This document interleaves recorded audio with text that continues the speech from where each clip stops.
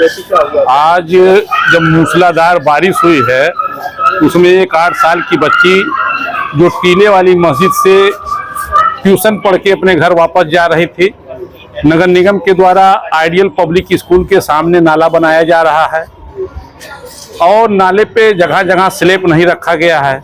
बारिश की वजह से नाला और सड़क का कहीं अनुमान नहीं लगा पाए बच्ची ने और उस नाले में गिर गई। जब तक लोग संभलते, बच्चे और मोहल्ले के लड़के नौजवान निकालने की कोशिश किए, जब तक उसकी जान जा चुकी थी।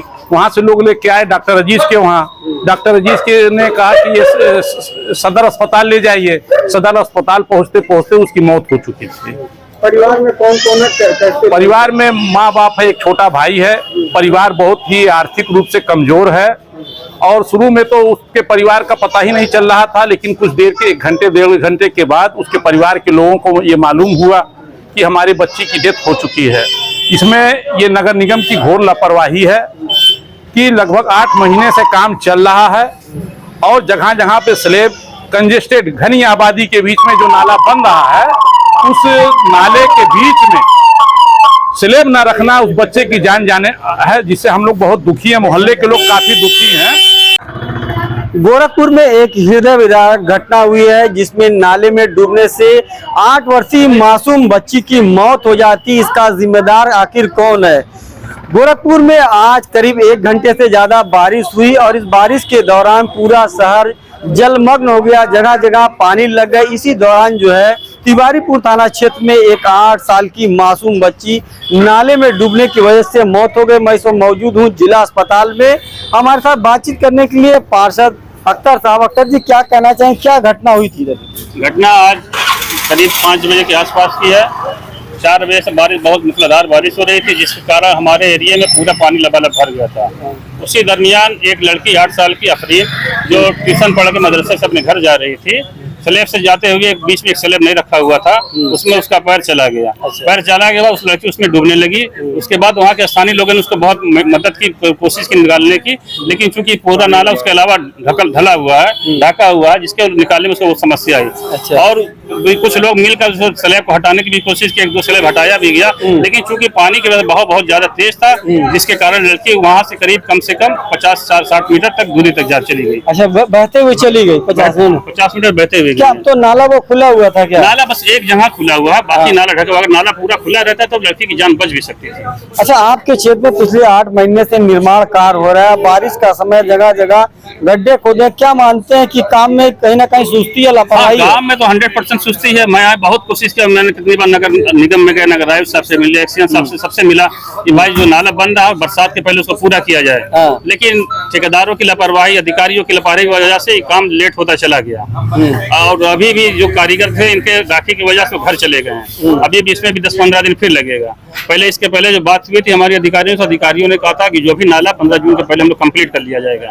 और उसके बाद भी जो भी ये नाला जो भी बन रहा है उसमें भी अभी 100 मीटर का काम बाकी है और 100 मीटर बनने में भी हमको लग रहा है 1-2 महीना लग जाएगा। तो इस लापरवाही का जिम्मेदार किसे मानते हैं? इस लापरवाही का सबसे बड़ा जिम्मेदार तो नगर निगम भी है, उसके साथ साथ ये हमारा जो ठेकेदार काम कर रहे हैं वो भी है। इनसे मैं बार अभी आज ही उनसे सुबह बात हुई, भैया जो आपका काम बचा हुआ, रैम बचा हुआ, उसको आप सही करा दीजिए। फिसलन हो रही, पब्लिक के आने जाने में दिक्कत हो रही, उस पर भी कभी कभी कोई घटना हो सकती है। अच्छा, जो मासूम बच्ची मरी, उसकी आर्थिक स्थिति बहुत कमजोर है, क्या कहना चाहेंगे? सरकार को कुछ मदद करनी चाहिए? उसके लिए हम लोग सरकार से बात किया है। एसडीएम साहब यहाँ आए थे, एसडीएम साहब ने पूरा भरोसा दिया है कि इस जैसे ही पोस्टमार्टम हो गया, मैंने 24 घंटे के अंदर उसके खाते में डीएम की तरफ से धनराशि उम्मीद करा दी जाए, आर्थिक मदद की जाएगी।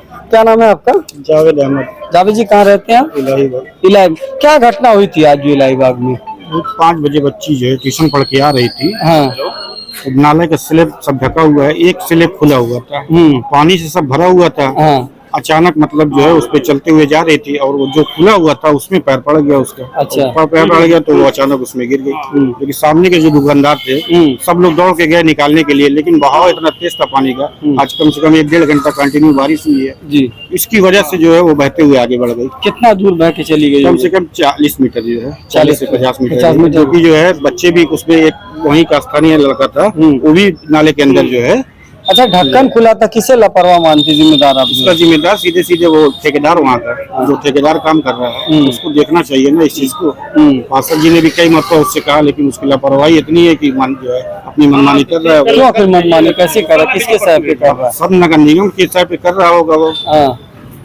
जैसे हमारे वहाँ नगर निगम की पहले पे जो है उसमें जो है नगर निगम से कोई अधिकारी उसकी जांच के लिए आते नहीं है उतना। अगर मौके पे जांच होती उसकी, अधिकारी आके हमेशा मुआयना करते उसका, तो ये नौबत नहीं आती जो है। क्या चाहते हैं आप लोग? हम लोग चाहते यही है कि काम जितना जल्द से जल्द हो वहाँ का पूरा हो।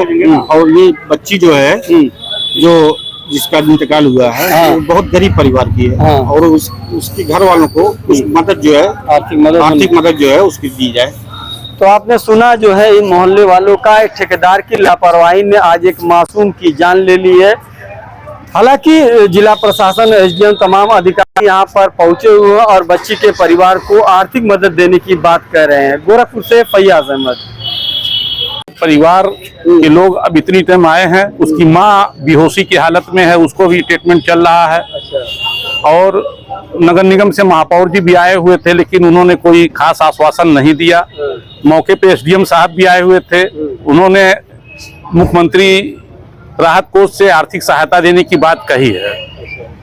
क्या लग रहा है, किसको लापरवाह मान रहा है? इसको मुख्य रूप से नगर निगम जिम्मेदार है। 8 महीने से काम चल रहा है घनी आबादी के बीच में, और बारिश के मौसम में उनको ये भी नहीं पता है कि घनी आबादी है, बारिश होगी तो अननोन आदमी जो लोकल है वो तो उनको मालूम रहता है कि कहाँ पे गड्ढा है, लेकिन जो साधारण लोग हैं, जो पूरे शहर के लोग उस रास्ते से चलते हैं, उनको ये मालूम नहीं है कि कहाँ पे गड्ढा, कहाँ पे स्लेब है, कहाँ पे स्लेब नहीं है।